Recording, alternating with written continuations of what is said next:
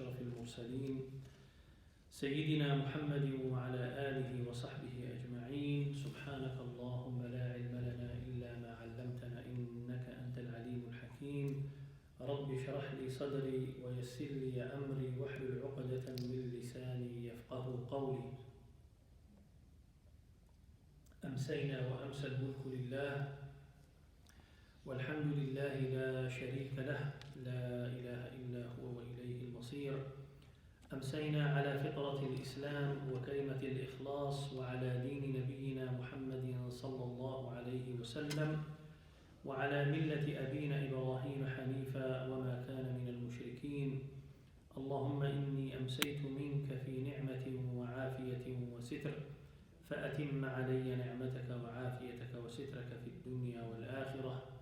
اللهم ما أمسى بي من نعمة أو بأحد من خلقك فمنك وحدك لا شريك لك فلك الحمد ولك الشكر يا رب. لك الحمد كما ينبغي لجلال وجهك وعظيم سلطانك. رضينا بالله ربا وبالإسلام دينا وبمحمد صلى الله عليه وسلم نبيا ورسولا. ثم أما بعد, my dear respected brothers and sisters, Assalamu alaikum wa rahmatullahi wa barakatuh. We start by praising Allah subhanahu wa ta'ala and sending prayers upon our beloved Prophet Muhammad sallallahu alayhi wa sallam. We ask Allah subhanahu wa ta'ala to bless our gathering, to bless our time. May Allah subhanahu wa ta'ala reward each and every one of you for taking this time to come and attend this halaqah. And we pray to Allah subhanahu wa ta'ala to make it beneficial for all of us so we can learn things that will help us understanding our deen, help us understanding the nature of prophets, and help us also implement whatever we learn in our lives. Ameen. So last week we talked about Prophet Harun alayhi salam, as Allah subhanahu wa ta'ala sent him as the assistant, the help, the aid of Musa alayhi as-salatu was-salam. And before going to the next major prophet, which is Prophet Dawood alayhi salam, there are some prophets. There are many prophets that Allah subhanahu wa ta'ala sent to Bani Israel, but not all of them are mentioned in the Quran. Not all of them are mentioned. And some of them are mentioned only, by their names. There is no details in the Quran about their lives. So tonight, inshallah, we will try to cover 4 minor prophets, if it's okay to kind of like categorize prophets as major and minor. 4 minor prophets.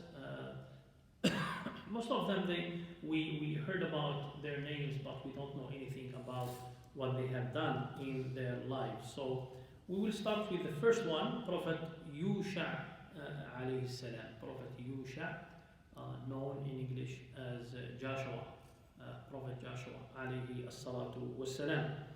And Prophet Yusha is, his father is known, named Nun.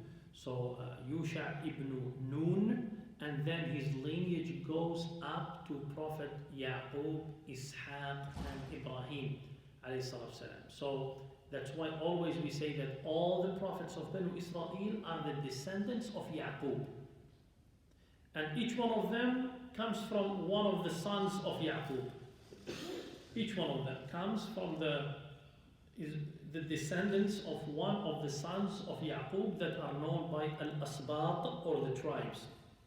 So he is Yusha ibn Nun. And he was mentioned in the Quran in Surah Al-Kahf without mentioning his name. So the name Yusha is not mentioned in the Quran.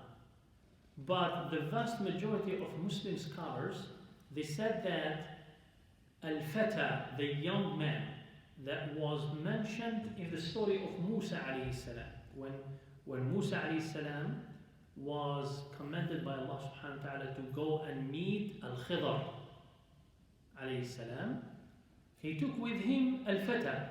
Who is this Fata? Yusha ibn Nun. So he took him with him.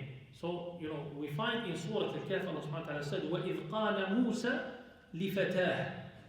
And when Musa told his servant, he is the young boy who was with him. They said that young boy is Yusha. So the vast majority of Muslim scholars, they said that Al-Fata mentioned in the story of Musa is Prophet Yusha. Was he a prophet at that time? No. He did not get his prophethood during the time of Musa. He became a prophet after Musa died.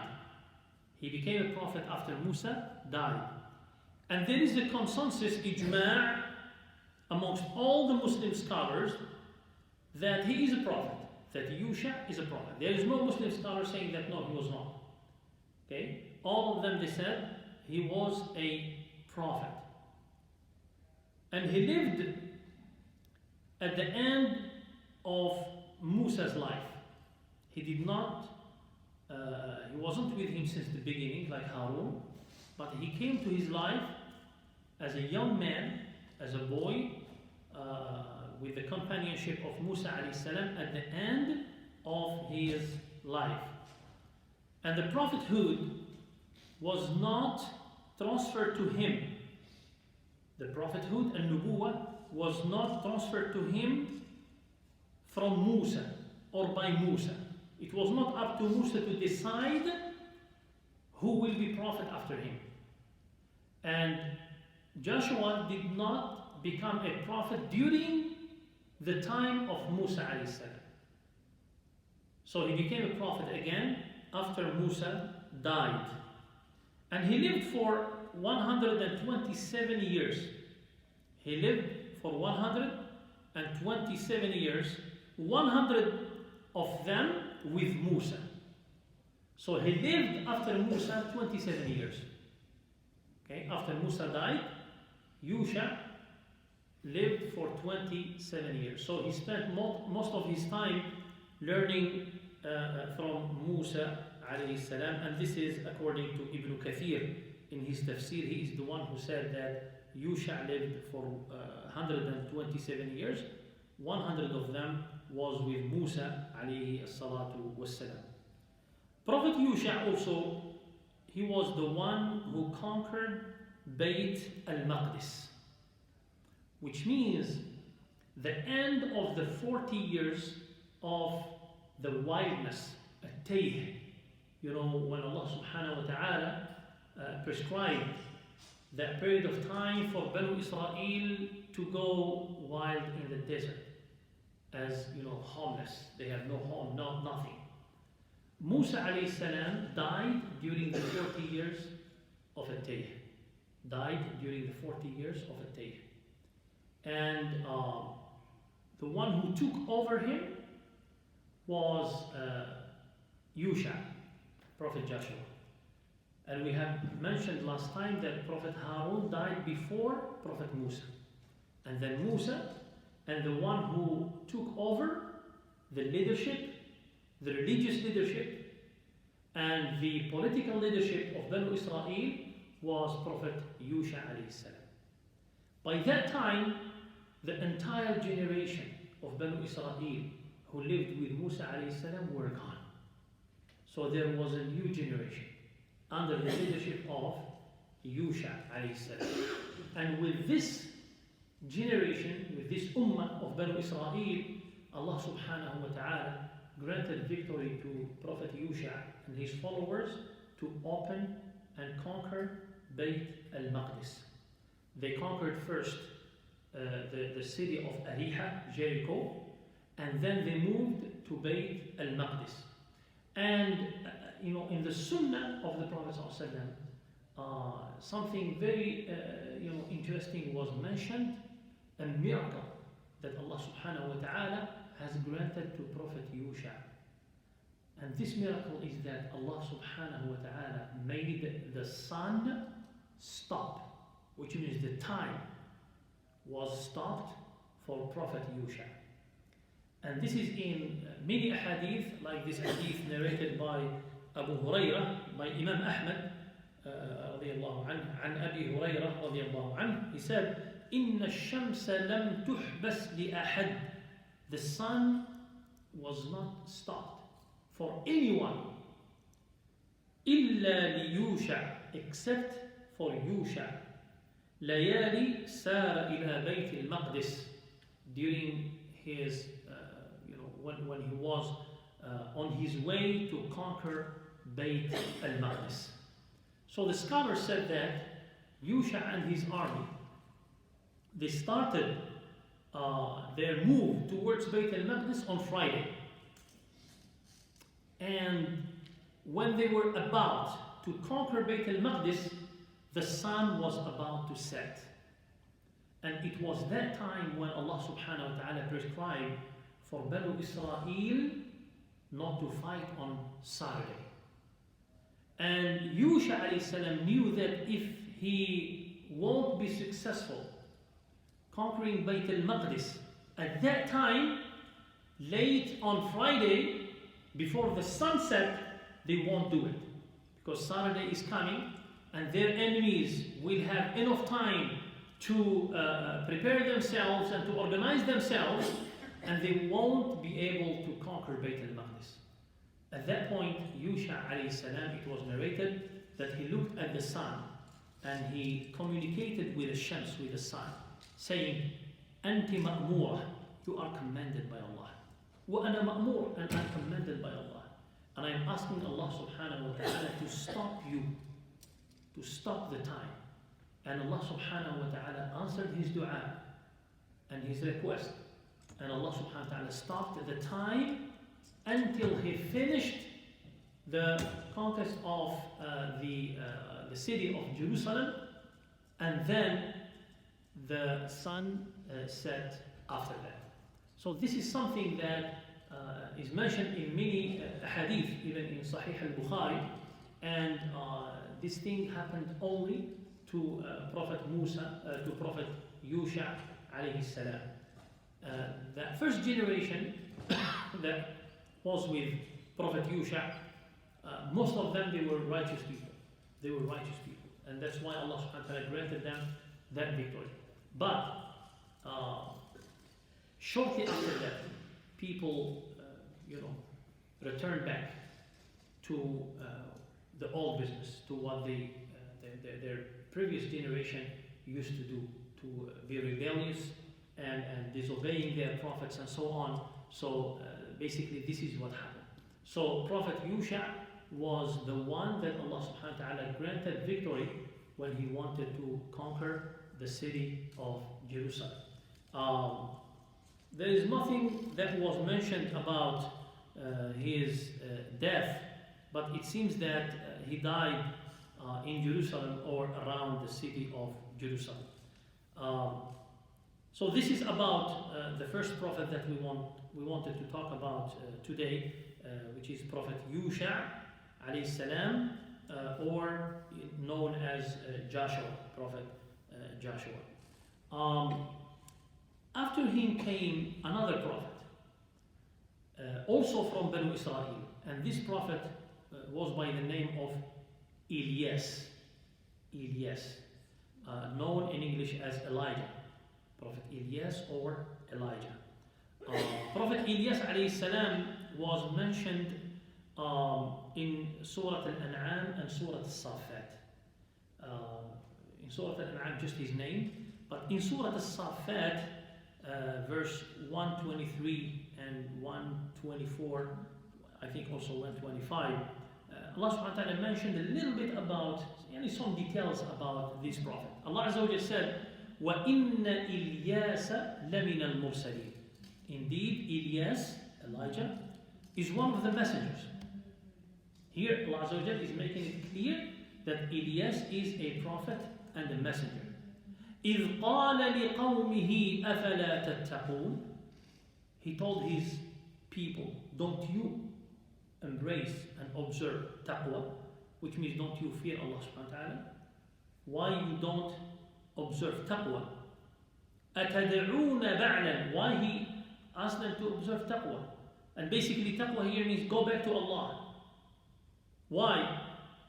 Allah Azza wa Jalla said about him, addressing his people, أَتَدْعُونَ بَعْلًا وَتَذَرُونَ أَحْسَنَ الْخَالِقِينَ.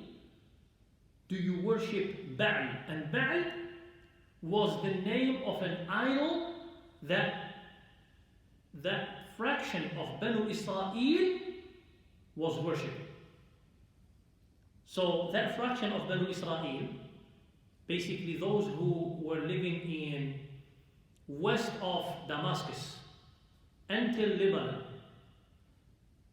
there is still a very well-known city in Lebanon called Baalbek. Baalbek. And these people, they used to live between Damascus and Baalbek. And Baalbek, Wallahu A'lam, I believe that the name of the city is taken from that idol that called Baal. Okay? So Ilyas, he stood up to his people asking them, why don't you observe Taqwa? How come you are worshipping Baal, which is the name of their statue, their idol, وَتَذَرُونَ أَحْسَنَ الْخَالِقِينَ, and you don't worship the best of the creators, the best of the creators, Allah Azza wa Jal. And then he told them, Allah, in order to explain to them who is Ahsanul Khaliqin, he said, Allah Rabbakum wa Rabba Abaikum al-Awwaleen. Allah, your Lord and the Lord of your ancestors. فَكَذَّبُوهُ. Their reaction? فَكَذَّبُوهُ. They rejected him. They didn't listen to him. They rejected him. فَكَذَّبُوهُ فَإِنَّهُمْ لَمُحْضَرُونَ. Allah Azza wa Jalla is saying, telling us, فَكَذَّبُوهُ. They rejected him. And because of that, فَإِنَّهُمْ لَمُحْضَرُونَ. We will show them the consequence of their reaction. We will show them what will be the result of denying and rejecting the messenger of Allah subhanahu wa ta'ala. And then Allah Azza wa Jalla made an exception amongst them. إِلَّا عِبَادَ اللَّهِ الْمُخْلَصِينَ. Except those who are sincere, those who believed, those who listened to the Prophet Ilyas and followed their Prophet Ilyas, they are accepted. They are an exception. They won't have the same fate as the rest of the people who rejected their Prophet. إِلَّا عِبَادَ اللَّهِ الْمُخْلَصِينَ وَتَرَكْنَا عَلَيْهِ فِي الْآخِرِينَ سَلَامٌ عَلَى إِلْيَاسِينَ. Allah Azza wa Jalla is saying, Salam, peace be upon Ilyasin. In another recitation, Al-Yasin. And Yasin here means Ilyas. Yasin means Ilyas. In the Arab language, the noon at the end, Arabs usually add it. Like Ismail, they say Ismail. Okay? Ya Ilyas becomes Ilyasin. So Allah subhanahu wa ta'ala at the beginning of this verse, he mentioned Ilyas, Lamin al-Mursalin, and here he is saying Ilyasin. It could be read also Al-Yasin, and he means the same person, the Prophet ﷺ. So Allah Azza wa Jal here is giving the glad tidings, the good news to the family and the followers of this Prophet Ilyas. Salamun ala Ilyasin, inna kadhalika najzi al-muhsinin. This is how we reward those who do good, al-muhsinin. Innahu min ibadina al-mu'minin. Allah Azza wa Jal is testifying here that Ilyas is among the believing servants of Allah subhanahu wa ta'ala.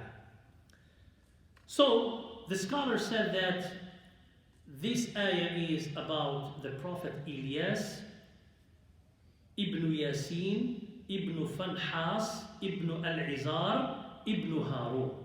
So his lineage goes up to or back to Prophet Harun alayhi salam. So Prophet Ilyas is one of the descendants of Prophet Harun alayhi salatu wassalam.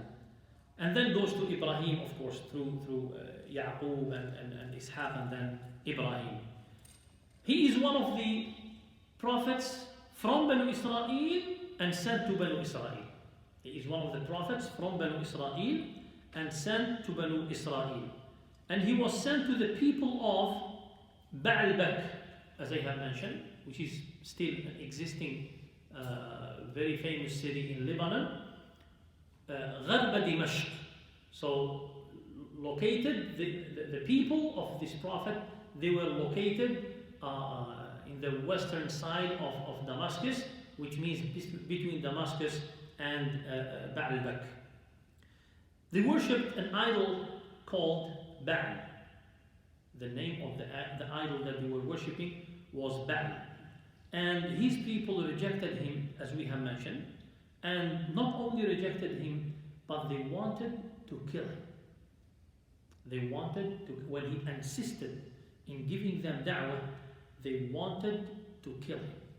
When Prophet Ilyas alayhi salam saw that very few amongst his people believed in him, and the vast majority became very hostile to him, he made dua to Allah subhanahu wa ta'ala. And he asked Allah subhanahu wa ta'ala to change their situation, to take away the ni'am, the favors that he has given to them. And then Allah subhanahu wa ta'ala asked him to decide. Allah Azza wa Jal asked Prophet Ilyas to decide. I will do to them whatever you wish. So he gave him the right to make the decision about his people. Then Prophet Ilyas alayhi salam asked Allah subhanahu wa ta'ala to give them a time of drought. Allahumma amsik alayhim al-matar. Oh Allah, hold from them the rain. So they went through a time of drought that lasted for 3 years. For 3 years, there was no rain whatsoever. Meanwhile, Prophet Ilyas alayhi salam was hiding. He disappeared. With few people who believed in him, he sometimes he used to go to the mountains, sometimes he used to go to hide in the homes of some of the believers and so on. And then Allah subhanahu wa ta'ala, as he cut the rizq because of the drought for most of the people, Allah subhanahu wa ta'ala kept providing Prophet Ilyas and the believers with him. Kept providing Prophet Ilyas and the believers with him. And sometimes, as historians say, sometimes the people, they used to smell the bread being baked. So they used to go and give a hard time to the household from where the smell of the baking bread comes. And then, Ilyas alayhi salam used to go from a home to another, from a home to another. And one time when he was staying with a family, actually a woman from Banu Israel, she had her son who was disabled, handicapped. And while staying with them, she asked him to make dua for him. And her son was by the name of Al-Yasa. Her son was by the name of Al-Yasa. He made dua for him and he recovered. Allah subhanahu wa ta'ala granted him recovery, good health, restored back his health, his ability to move. So Al-Yasa became one of the closest companions to Ilyas alayhi salam. They became together as companions going everywhere. Ilyas telling his people, if you leave your idols, I will ask Allah subhanahu wa ta'ala to ease your situation. When, after 3 years of drought, people were suffering, and then the people kind of started appealing to Prophet Ilyas. We will do whatever you ask us to do. And he told them, if you stop worshipping this idol, I will ask Allah subhanahu wa ta'ala to give you a rizq, to ease your situation. So they took that idol and they threw him far away. And because of that, Prophet Ilyas alayhi salam made dua to Allah subhanahu wa ta'ala to ease their situation. after a while, a very short time, when Allah subhanahu wa ta'ala brought back the rain to them and started providing them, they went back to their old business. They forgot the promise that they had given to Prophet Ilyas, and they went back and they started worshipping the same idol. At that point, Prophet Ilyas alayhi salam, he got tired. He got tired of doing this and going back and forth with them. So he asked Allah subhanahu wa ta'ala to take his soul. He asked Allah subhanahu wa ta'ala to take him back to him. And Allah Azza wa Jal did, but before doing that, Allah subhanahu wa ta'ala made Al-Yasa' as a prophet. Made Al-Yasa' as a prophet. So the one who became prophet after Ilyas alayhi salam is Al-Yasa'. And the English name of Al-Yasa' is Elisha. So he was the one becoming prophet after Ilyas alayhi salam. And Allah subhanahu wa ta'ala mentioned him in the Quran. Mentioned the prophet Al-Yasa'. In Surah As-Sad, Allah Azza wa Jal said, وَاذْكُرْ, and remember, addressing Prophet Muhammad sallallahu alaihi wasallam, وَاذْكُرْ إِسْمَاعِيلَ وَالْيَسَعَ وَذَا الْكِفْلِ وَكُلٌّ مِّنَ الْأَخْيَارِ. All of them, they were from the selected people. Al-Akhyar, the best, the selected people. In another surah, in Surah Al-An'am, Allah subhanahu wa ta'ala said, وَإِسْمَاعِيلَ وَالْيَسَعَ وَيُونُسَ وَلُوطًا وَكُلًّا فَضَّلْنَا عَلَى الْعَالَمِينَ. He mentioned these prophets and he said, وَكُلًّا فَضَّلْنَا, and we have selected all of these amongst al-alameen, the rest of the world. The rest of the world. So in these two verses, Allah subhanahu wa ta'ala mentioned the name of Al-Yasa' alayhi salatu wassalam. His name was Al-Yasa' ibn Ukhtub. His father was by the name of Ukhtub, and he was one of the prophets of Banu Israel. There is consensus among scholars that he was one of the prophets of Banu Israel. The Quran did not say anything about him except mentioning his name and that he is one of the prophets that we should believe in. More than that, the Quran didn't say anything. He came, we know that he came after Prophet Ilyas, continuing his and following his legacy. After him, Banu Israel became more corrupt. After Ilyas, Banu Israel became more corrupt, even killing some of their own prophets. So Ilyas, he just continued the legacy and the Sharia of the previous prophet Ilyas.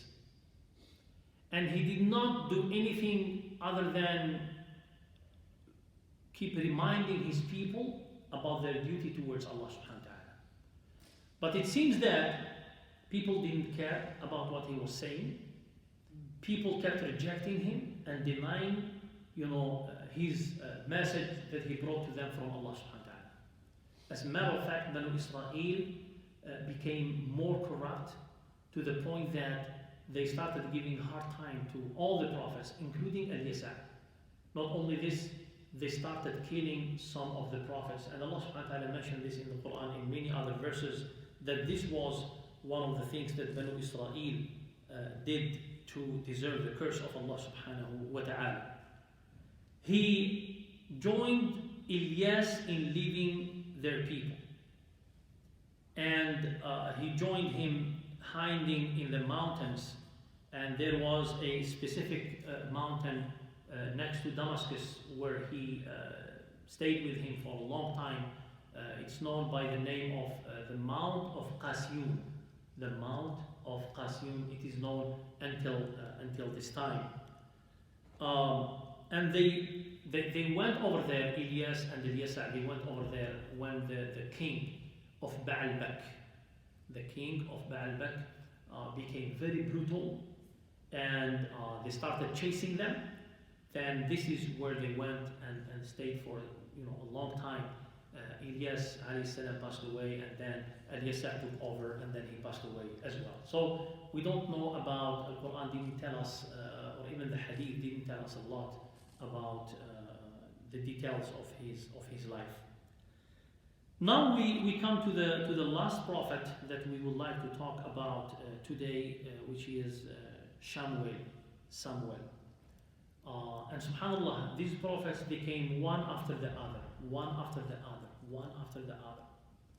And these prophets, through their lives, are showing us the different stages that Banu Israel went through in their lives. Sometimes being closer to Allah subhanahu wa ta'ala, like the time of Prophet Yusha, and then going back to being corrupted and all that stuff. Now we are at the time of Ilyasa, and before Prophet Samuel, it was one of the darkest times in the life of Banu Israel. They were so humiliated, defeated by everyone, being abused by every single tribe and every single nation. So some scholars said because of what they have done to the prophets that Allah subhanahu wa ta'ala sent to them. For a period of time, Allah subhanahu wa ta'ala didn't send them any prophet. Instead, Allah subhanahu wa ta'ala gave power to kings and powerful people who really hurt them and abused them because of what they have done to their own prophets.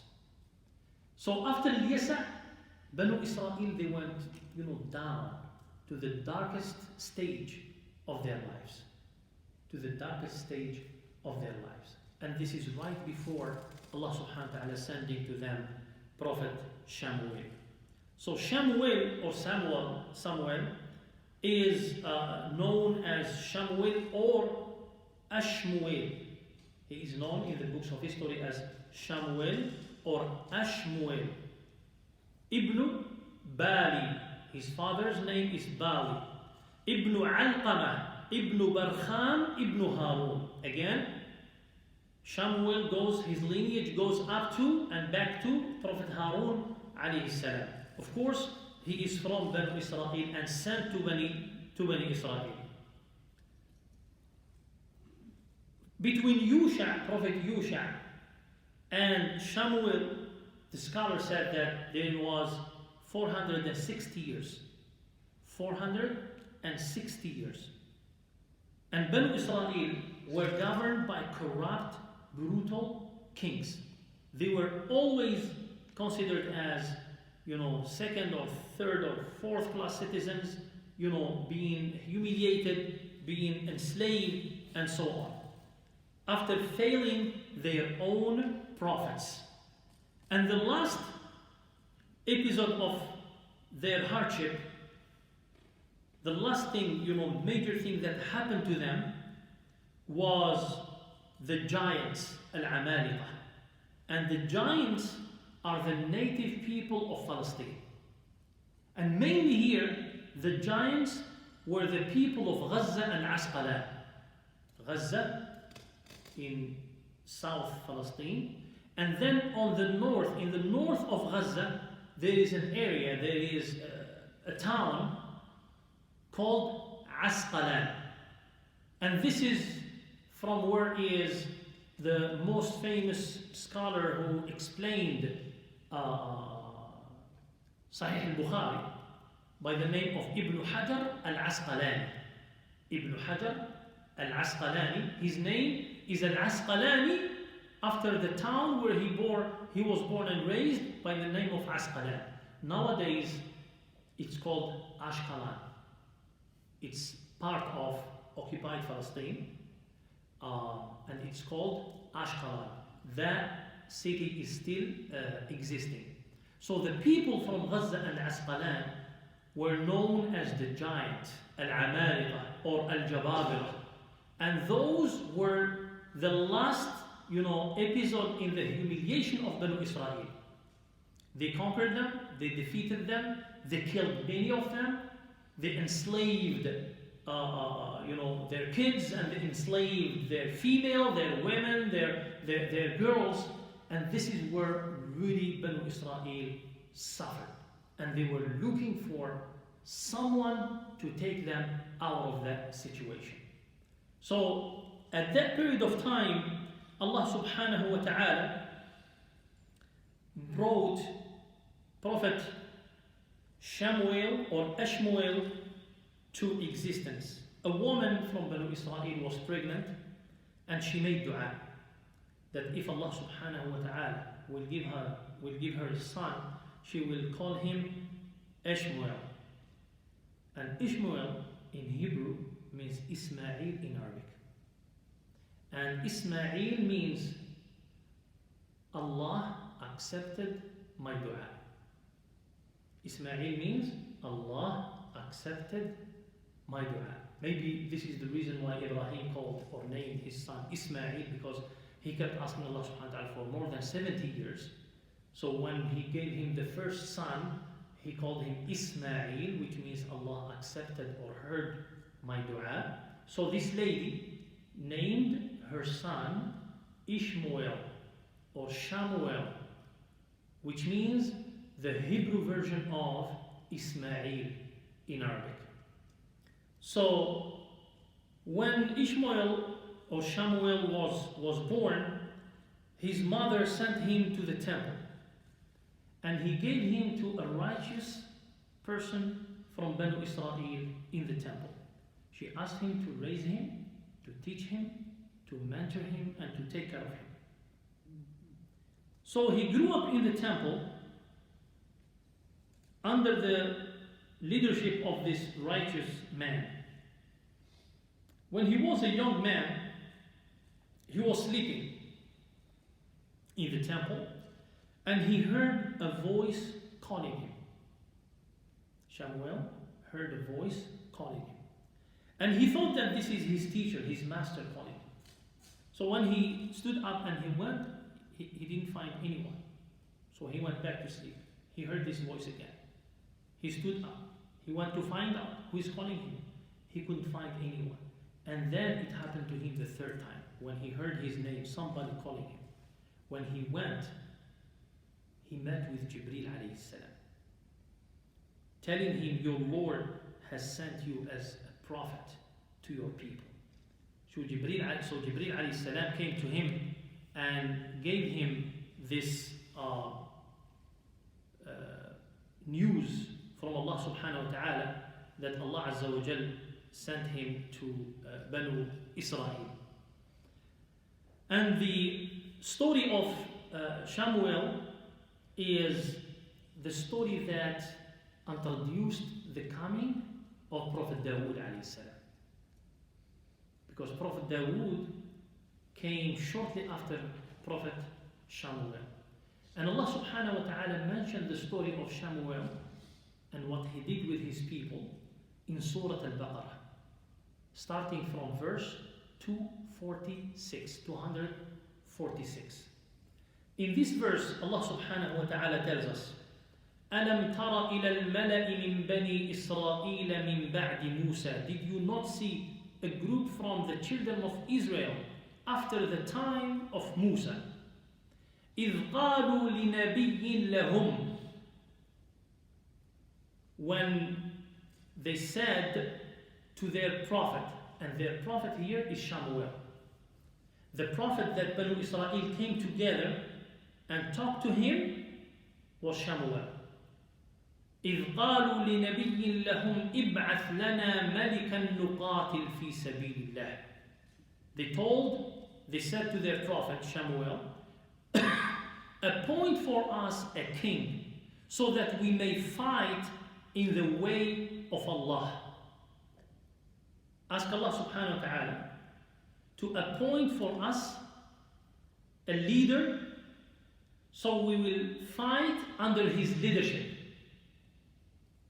قال, their prophet Shamuel asked them, هل عسيتم إن كتب عليكم القتال ألا تقاتلوا? He said, is it not likely if fighting is enjoined upon you that you would not fight?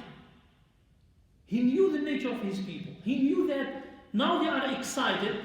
Why? Because they are humiliated. Because they were driven out of their homes. Because they are occupied. Because of,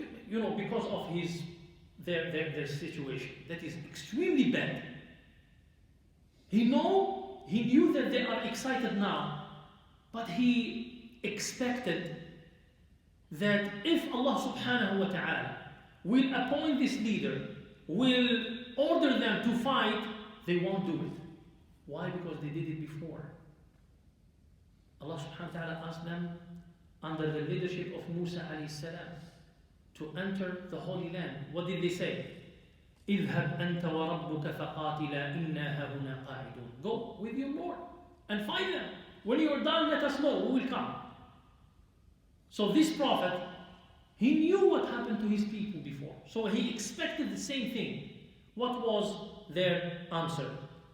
قالوا, they said, وما لنا ألا نقاتل في سبيل الله وقد أخرجنا من ديارنا وأبنائنا. What is wrong with us that we would not fight while we have been driven away from our homes and our sons? فلما كتب عليهم القتال تولوا إلا قليلا منهم والله عليم بالظالمين. Allah Azza wa Jalla said, but when fighting was enjoined upon them, they turned away again. Expect a few of them, and Allah is aware of the unjust. It happened again. When Allah subhanahu wa ta'ala appointed a leader, a strong leader, so they can fight behind him under his leadership, most of them turned away. Very few of them joined that leader. So in this verse 246, Allah subhanahu wa ta'ala has summarized the whole story for us. Now he will go through the details.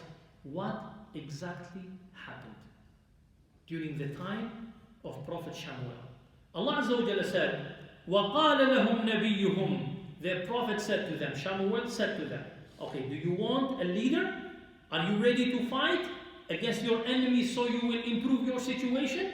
You will get back your freedom? You will be free again? Are you ready for them? They said yes. Okay.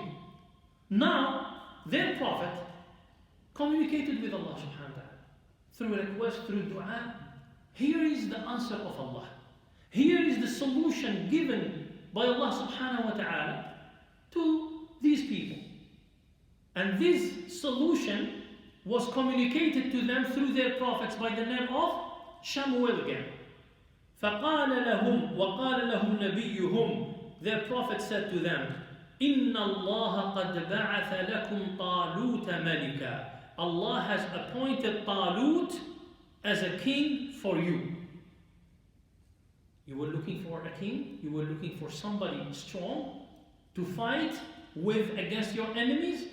Here is your Malik, Talut. Who is this Talut? The scholars said Talut was a man, a very simple man amongst Banu Israel. Some of them, they said he was a carpenter. Others, they said he was a person working, making leather, like cleaning up and preparing leather, Some of them, they said he was he was a handyman. He was kind of a very simple man. And Allah subhanahu wa ta'ala has chosen Talut, this man, to be the king, to give him the kingship. What was the reaction? When their prophet told them, okay, Allah Azza wa Jalla has appointed Talut as your king. I'm not your king, I'm a prophet. Okay? Here is your king. What was their reaction? قالوا أَنَّا يَكُونُ لَهُ الْمُلْكُ عَلَيْنَا وَنَحْنُ أَحَقُّ بِالْمُلْكِ مِنْهُ وَلَمْ يُؤْتَ سَعَةً مِنَ الْمَالِ. They said, how could he have kingship, to become a king over us, when he when we are more entitled to the kingship than him. He has not been given affluence in wealth. He is not wealthy. What? So the standard of being a king is to be wealthy. This is, they were looking for a king, and when Allah subhanahu wa ta'ala appointed a king through his prophets, they started arguing. No. This man cannot be our king. No. I mean, we deserve that position better than him. And he's not wealthy. We are. He is not wealthy. So their prophet said, قال إن الله اصطفاه عليكم وزاده بسطة في العلم والجسم والله يؤتي ملكه من يشاء والله واسع عليم. He said, Allah has chosen him over you and has increased his stature in knowledge and physics. Allah subhanahu wa ta'ala has given him knowledge. Some scholars, they said, knowledge of leading the war, military. He was, the top military commander. Others, they said, no, knowledge in general about everything. So Allah Azza wa Jal has given him knowledge and strength in his body. Wallahu yu'ti mulkahu man yasha, and Allah gives his kingship to whomever he wills. Allah is all embracing, all knowing. Not only this, but Allah subhanahu wa ta'ala has given him a sign that this is the man chosen for you by Allah. What was this sign?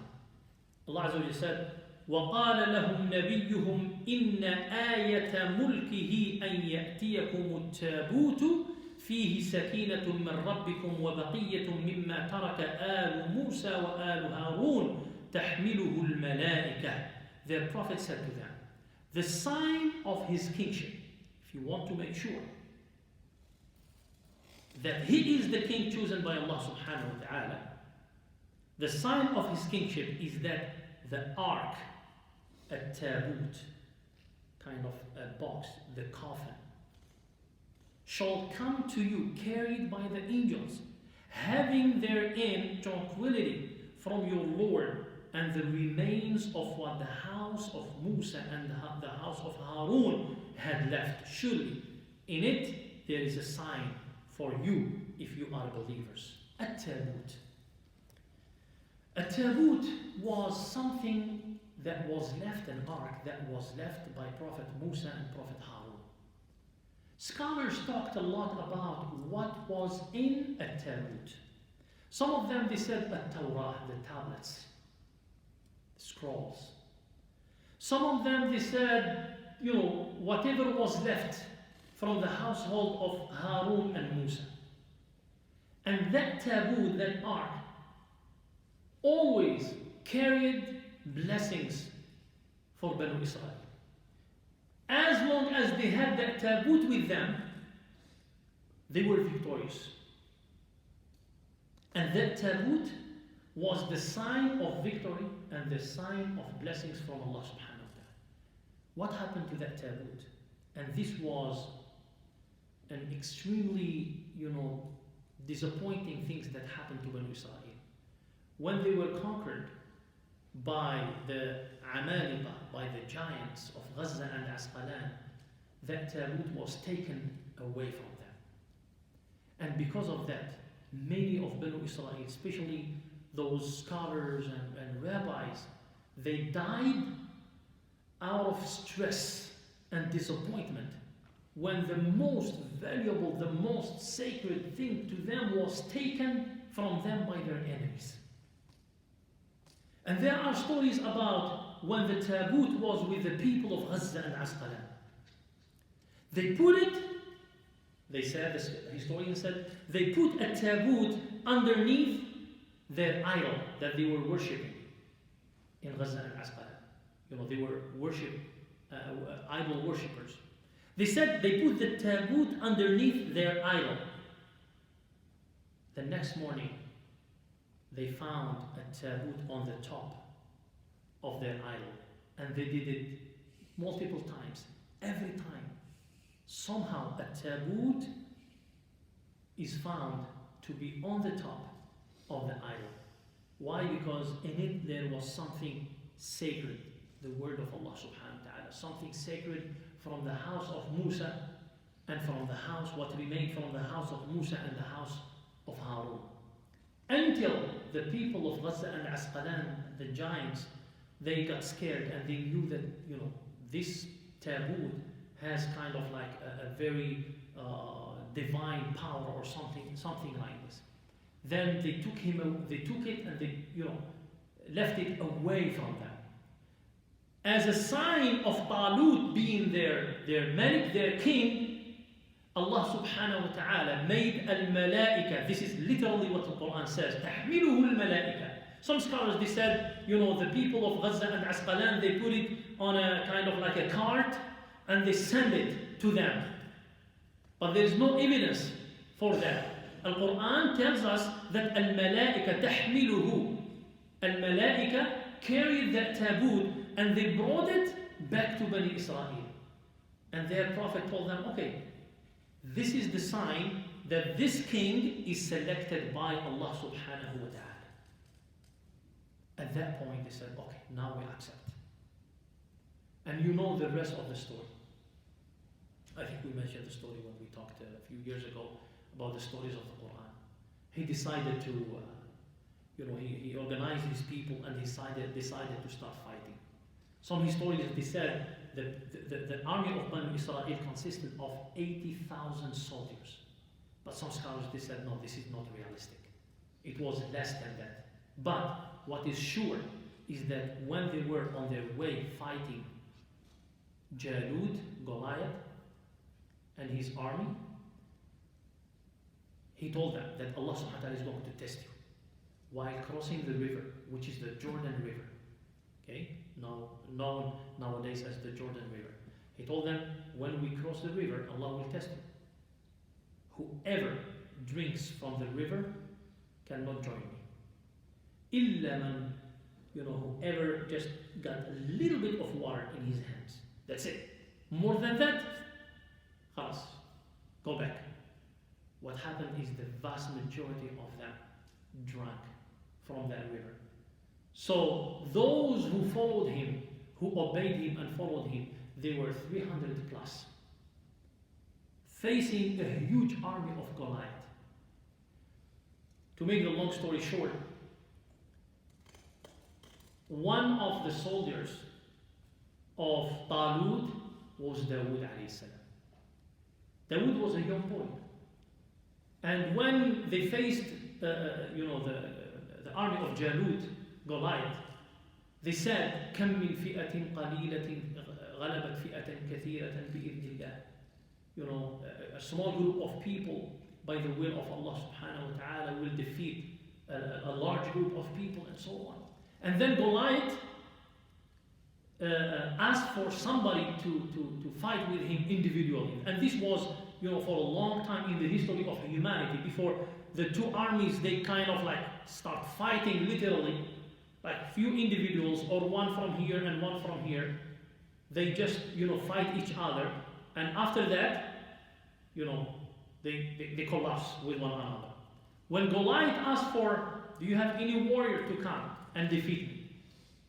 Dawood, the young boy, asked permission from Talut. He told him, I'm going to do it. I'm going to do it. I request to do it. And Talut, by the way, it was said that he announced to his people, whoever kills Goliath, I will share with him my kingdom. I will make him a partner with me as a king, and I will marry him my daughter. And Dawood wanted to do that. Dawood was so ambitious as a young boy. And he had his own stuff, in Arabic we call it miqla', I don't know in English. It's like a leather, something from leather, where he put the stone here. And then he, make like this several rounds, and then he threw people in Palestine, mashallah, the boys are known to master this, subhanAllah, the inheritance of Dawood. So when Goliath saw him, he didn't want to fight him. He thought, go back. You are a boy, I don't want to fight with you. He said, no, I want to fight with you. I'm telling you, go back. He said, I told him, Dawood, I want to fight with you. While he was trying to convince him to go back and send somebody stronger than him, he put 3 stones in that staff he had. And he started, doing this, and then he threw them and he killed him right away. He hit him in the neck. When the army of Goliath, Jalut, saw their own strong king and leader died, killed right away, none of them stayed in the battlefield. All of them ran away. All of them ran away. And then Talut came back with the army and he made Dawood. And Dawood became very famous as a young boy, as a young man, became very famous. And there are lot of stories in the books of Banu Israel saying that Talut became jealous of Dawood and he tried to kill him or something like this. And the scholars, refused all these narrations. They said, yes, he might got jealous, but not to the point that he killed. Somebody who is chosen by Allah subhanahu wa ta'ala cannot go extremely wrong, in doing something like this. And then Dawood alayhi salam inherited Talut, and he became not only a powerful king, he became also a prophet. So this is the story of Shamuel, or Shamuel, or Ismail in Arabic, basically. This is how he lived that time until Dawood alayhi salam. So Dawood alayhi salam, or Shamuel, is the one who introduced the prophethood of Dawood alayhi salam. So Dawood became a prophet right after Shamuel. We stop here, and next time, inshallah, we will start the story of Dawood, continuing this lineage of prophets amongst Banu Israel, inshallah. Till then, I ask Allah subhanahu wa ta'ala to bless all of us and to help us understanding the lives of the prophets. May Allah subhanahu wa ta'ala make the prophets our role model and our example.